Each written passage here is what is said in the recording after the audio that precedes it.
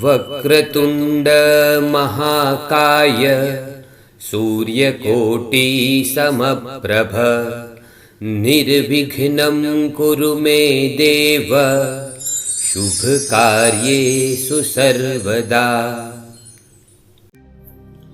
Bhagavad Gita ગીતાસાર chapter 1. નમસ્કાર મિત્રો. ભગવદ્ ગીતા અને ભગવદ્ ગીતાના જ્ઞાન ઉપર અસંખ્ય લોકોએ કામ કર્યું છે. જાણે કેટલીય ગીતા આપે સાંભળી હશે, પરંતુ આજે ધર્મગ્રંથ ચેનલના માધ્યમથી હું ગૌરાંગ તમારી સમક્ષ રજૂ કરું છું ભગવદ્ ગીતાની એક વધુ વ્યાખ્યા. શું વિશેષ છે આ ગીતામાં? ગીતામાં જો કાંઈ વિશેષ છે તો એ છે શ્રી કૃષ્ણ. બાકી આપણે બધા તો માત્ર નિમિત્ત છીએ.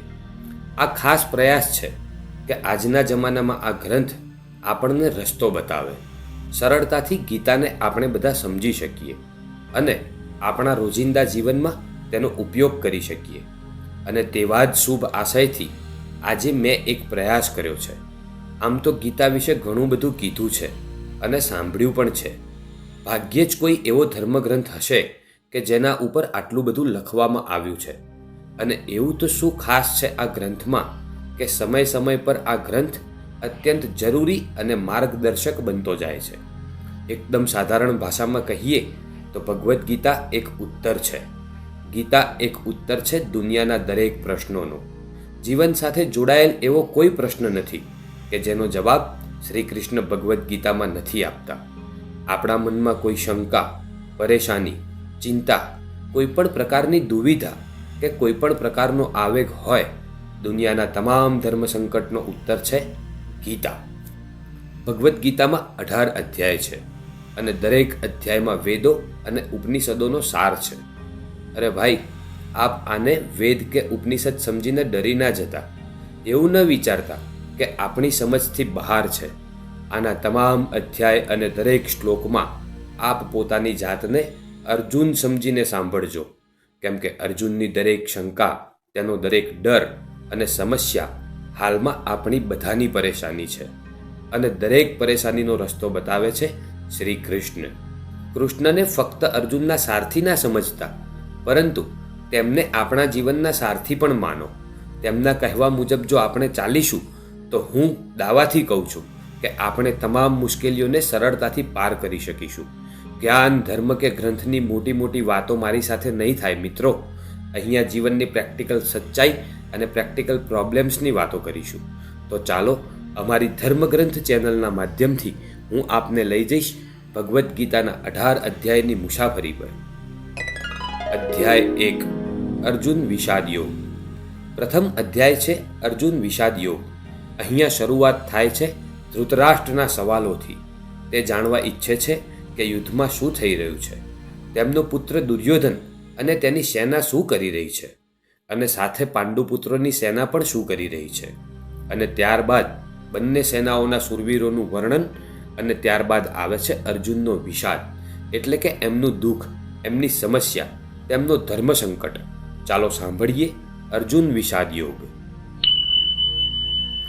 ધૃતરાષ્ટ્ર ઉવાચ ધર્મક્ષેત્રે કુરુક્ષેત્રે સમવેતાયુયુત્સવઃ મામકા પાંડવાશ્ચૈવ કિમ કુર્વત સંજય. ધૃતરાષ્ટ્ર સંજયને પૂછે છે, ધર્મભૂમિ કુરુક્ષેત્રમાં યુદ્ધ કરવા એકત્ર થયેલા મારા અને પાંડુના પુત્રો શું કરી રહ્યા છે? તે જાણવા ઈચ્છે છે કે યુદ્ધ ભૂમિમાં શું થઈ રહ્યું છે. ધૃતરાષ્ટ્ર અંધ હતા, દેખી શકતા ન હતા, પરંતુ આંખોથી અંધ હતા, મન મસ્તિષ્કથી નહીં. તેમને જાણ હતી કે તેઓ ધર્મની સાથે નથી, કેમ કે ધર્મ તો ત્યાં જ હોય છે જ્યાં શ્રી કૃષ્ણ હોય. પોતાના પુત્ર મોહમાં તેઓએ શાંતિની જગ્યાએ યુદ્ધનું ચયન કર્યું, પરંતુ તે જાણતા હતા કે આ યુદ્ધને જીતવું સરળ નહીં બને. આપણા જીવનમાં આપણે કંઈ ખોટું કરીએ તો આપણે પણ સમજીએ છીએ કે આપણા કર્યાનું ફળ કદાચ સારું ન આવે. અને આવું જ ધૃતરાષ્ટ્ર સાથે થાય છે. તે પણ તેવા ડર અને આશંકામાં દેખાય છે. સંજય ઉવાચ દ્રષ્ટવા તુ પાંડવાનીકં વ્યુઢમ દુર્યોધનસ્તદા આચાર્ય મુપસંગમ્ય રાજા વચનમ બ્રવી. સંજય આંખે દેખેલું કહીને જવાબ આપે છે, હે રાજા, દુર્યોધન પાંડવોની સેનાના વ્યૂહને દેખી રહ્યા છે અને આ વાત ગુરુ દ્રોણાચાર્યને જઈને કહે છે. સંજયને દિવ્ય દ્રષ્ટિ પ્રાપ્ત થયેલી હતી. તે યુદ્ધથી દૂર હોવા છતાં યુદ્ધને દેખી શકતા હતા. તે જે જોઈ રહ્યા હતા તે જ કહી રહ્યા હતા. પોતાના તરફથી કંઈ જ કહેતા ન હતા. માત્ર યુદ્ધના પ્રત્યક્ષ જોયેલી સ્થિતિનું વર્ણન કરી રહ્યા હતા. જેમ કે આપણે રનિંગ કોમેન્ટ્રી સાંભળીએ છીએ એવું જ સમજી લો. એ એમની જ દિવ્ય દ્રષ્ટિ હતી, ડિવાઇન વિઝનનો ચમત્કાર હતો કે આજે આપણે ગીતા સાંભળી શક્યા. પશ્ચૈતામ પાંડુપુત્રાણામ આચાર્ય મહતિમ ચમું વ્યુઢામ દ્રુપદપુત્રેણ તવ શિષ્યેણ ધીમતા. હે આચાર્ય, દ્રુપદ પુત્ર આપનો જ બુદ્ધિમાન શિષ્ય છે. પાંડુપુત્રોની આ મોટી સેનાની રચના ધૃષ્ટધુમ્ને જ કરી છે. વ્યૂહાકાર રચનાનો મતલબ છે કે કઈ વિશેષ રીતે સેનાના યોદ્ધાઓ ઊભા છે. એક એવો વ્યૂહ કે જેનાથી સેનાની વચ્ચે ઘૂસવું અસંભવ હોય અને જો કોઈ તેમાં ઘૂસવામાં સફળ પણ થાય તો ક્યારેય બહાર આવી શકતો નથી. મિત્રો, જ્યારે કોઈ સમસ્યાને આપણે જોઈએ છીએ તો એ આપણને ખૂબ મોટી અને વિકરાળ દેખાય છે અને મનમાં એવો ડર પણ રહે છે કે કંઈ પણ કરીને કદાચ આપણે આમાં ઘૂસી પણ જઈશું તો શું થશે? શું આપણે બહાર નીકળી શકીશું? શું આપણે જીતી શકીશું? આવા જ વિચારમાં દુર્યોધન પણ છે.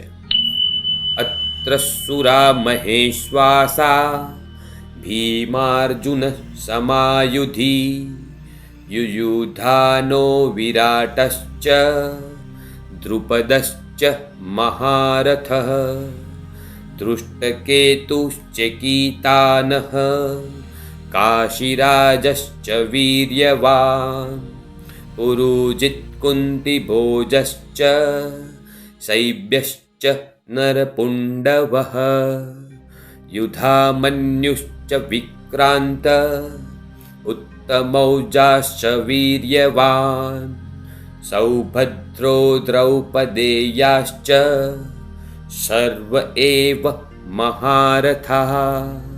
આ 3 શ્લોકમાં દુર્યોધન પાંડુપુત્રની સેનાના મહાન યોદ્ધાઓના નામ લઈ રહ્યો છે. જ્યારે પણ યુદ્ધ થાય છે ત્યારે આપણે આપણી સામે ઊભેલી સેનાના યોદ્ધાઓને ચકાસીએ છીએ અને આવું જ કંઈ દુર્યોધન કરી રહ્યો હતો. દુર્યોધન દ્રોણાચાર્યને કહે છે, મોટા મોટા ધનુષ્યવાળા તથા યુદ્ધમાં ભીમ અને અર્જુન જેવા શૂરવીર, સત્યના જેમ વિરાટ તથા મહારથી રાજા દ્રુપદ, ધૃષ્ટકેતુ, ચેકીતાન તથા બલવાન કાશી રાજા પુરુજિત, કુંતી ભોજ અને મનુષ્યના શ્રેષ્ઠ શૈવ્ય પરાક્રમી યુધામન્યુ તથા બલવાન ઉત્તમોજા સુભદ્રા પુત્ર અભિમન્યુ તથા દ્રૌપદીના 5 પુત્ર, આ બધા મહારથી છે. તેનાથી આપણે સમજી શકીએ છીએ કે શત્રુ હોય કે શત્રુ સમાન સમસ્યા, તેના વિશે આપણે બધું જાણી લેવું જોઈએ. મિત્રો, સમસ્યાની તમામ બાબતોથી આપણે માહિતગાર રહેવું જોઈએ, જેવું કે દુર્યોધન કરી રહ્યા છે.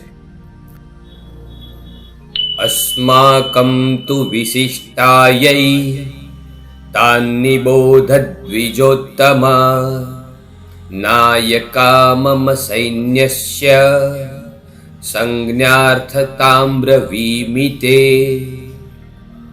દુર્યોધન આગળ કહે છે, હે બ્રાહ્મણ શ્રેષ્ઠ, પાંડવોની સેનાના યોદ્ધાઓને તમે જોઈ લીધા. હવે આપણા પક્ષમાં જે પ્રધાન છે તેમને પણ આપ સમજી લો.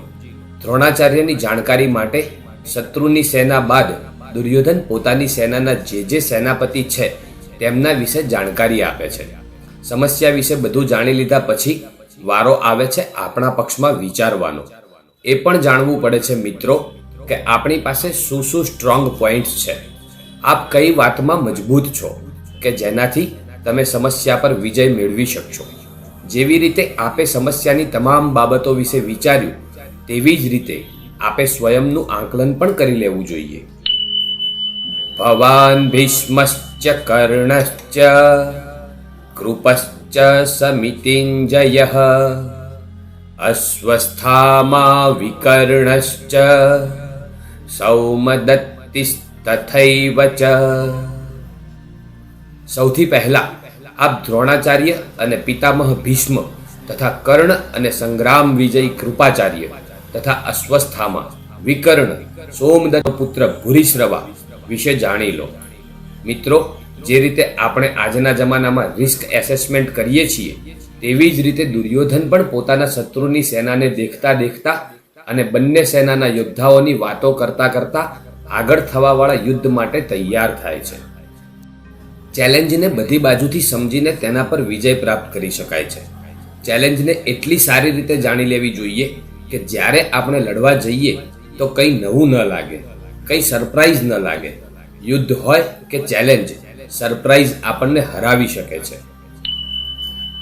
અન્યે ચ બહવઃ સુરા મદર્થે ત્યક્ત જીવિતાઃ નાના શસ્ત્ર પ્રહરણાઃ સર્વે યુદ્ધ વિશારદાઃ. દુર્યોધન ગર્વ સાથે કહે છે કે મારા માટે જીવનની આશા ત્યાગવાવાળાની કમી નથી, અને એટલું જ નહીં, આ શૂરવીર અનેક પ્રકારના શસ્ત્રોથી સુસજ્જિત છે અને બધા યુદ્ધમાં હોશિયાર છે. દુર્યોધનના એક ઈશારા પર તેની સેનાના શૂરવીર લડવા અને મરવા તૈયાર છે. તેમને જોઈ દુર્યોધન ખુશ થઈ રહ્યા છે. દુર્યોધનની સાથે યુદ્ધમાં લડવા માટે શૂરવીર હતા કે જે તેના માટે મરવા તૈયાર હતા. તમે જ્યારે તમારા જીવનની ચેલેન્જથી લડો છો તો તમારી સાથે કોણ હોય છે? તમારી સાથે હોય છે તમારો હુનર, તમારી હિંમત, તમારી મહેનત, તમારા સંગી અને તમારા પોતાના સંબંધીઓ. જેમ શૂરવીર દુર્યોધન માટે કંઈ પણ કરવા તૈયાર છે, તેવી જ રીતે આ તમારા સાથીઓ પણ તમારા માટે કંઈ પણ કરી શકે છે. અપર્યાપ્તમ તદસ્માકમ બલમ ભીષ્માભિરક્ષિતમ પર્યાપ્તમ ત્વિદિમે તેષાં બલમ ભીમાભિરક્ષિતમ. દુર્યોધન આગળ કહે છે કે ભીષ્મ પિતામહ દ્વારા રક્ષિત તેમની સેના તમામ પ્રકારે અજય છે અને શત્રુની સેના ભીમ દ્વારા રક્ષિત છે.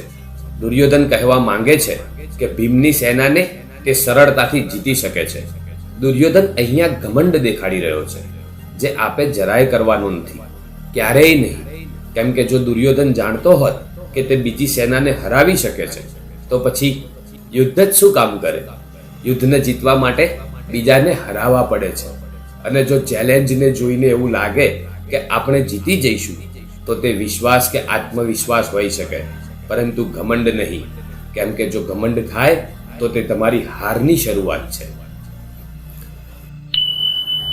અયનેષુ ચ સર્વેષુ યથા ભાગમવસ્થિતાઃ ભીષ્મમેવાભિરક્ષન્તુ ભવन्तઃ સર્વ એવ હિ.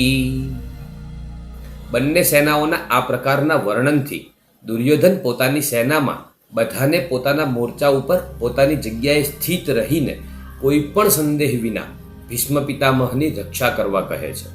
કહેવાનો મતલબ એ છે કે તમે આગામી યુદ્ધમાં સૌથી વધુ એની રક્ષા કરો છો કે જે તમારા માટે સૌથી વધારે કિંમતી અને જરૂરી છે. જેમ કે દુર્યોધન અને તેની સેના માટે ભીષ્મ પિતામહ છે. ભીષ્મ પિતામહના હારવાનો મતલબ હતો કે યુદ્ધ હારી જવું, અને તેમના ઊભા રહેવાનો મતલબ કે તમે યુદ્ધ હારવાના નથી. માટે કોઈ પણ લડાઈમાં સૌથી વધુ કિંમતી અને ઉપયોગી વ્યક્તિ કે વસ્તુ ત્યાં સુધી બચાવી રાખવી જોઈએ કે જ્યાં સુધી તમે યુદ્ધ પર વિજય પ્રાપ્ત ન કરી લો. તો મિત્રો, આજના વિડીયોમાં આપણે ભગવદ્ ગીતાના અધ્યાય 1ના શ્લોક 1થી 11નું વર્ણન સાંભળ્યું. આપણે જોયું કે પુત્ર મોહમાં અંધ ધૃતરાષ્ટ્ર કુરુક્ષેત્રમાં દુર્યોધન અને પાંડુપુત્રની સેના વિશે સંજયને પૂછી રહ્યા છે, અને સંજય પોતાની દિવ્ય શક્તિથી કુરુક્ષેત્રમાં બંને પક્ષે કોણ કોણ ઊભું છે, આગામી યુદ્ધ માટે કોણ કેવી તૈયારી કરી રહ્યું છે તે જણાવે છે. મિત્રો, હાલની આ જિંદગીમાં દરેક વ્યક્તિના જીવનમાં ડગલે ને પગલે ચેલેન્જ, મુશ્કેલી અને યુદ્ધની સ્થિતિનું નિર્માણ થતું રહે છે. પછી ભલે ને વ્યવસાય હોય, શિક્ષણ હોય કે પછી ઘર સંસાર. મિત્રો, મારી તમને ખાતરી છે કે જીવનના કોઈ પણ યુદ્ધમાં જો ભગવદ્ ગીતાના શ્લોક 1 થી 11 ને વારંવાર સાંભળી, સમજીને આચરણમાં ઉતારશો અને કોઈ પણ યુદ્ધમાં પરિસ્થિતિને સમજીને તૈયારી કરશો તો આપની જીત નિશ્ચિત છે. વિડીયો પસંદ આવ્યો હોય તો એક લાઈક અને શેર જરૂરથી કરશો અને આવા જ પ્રકારના વિડીયોના નોટિફિકેશન્સ માટે અમારી ધર્મગ્રંથ ચેનલને સબસ્ક્રાઇબ કરી બેલ આઇકોન દબાવી દેશો, જેથી કરી આવનારા વિડીયોના નોટિફિકેશન્સ આપને મળતા રહે. ફરી મળીશું અધ્યાય 1 ભાગ 2 માં. ધન્યવાદ. જય શ્રી કૃષ્ણ.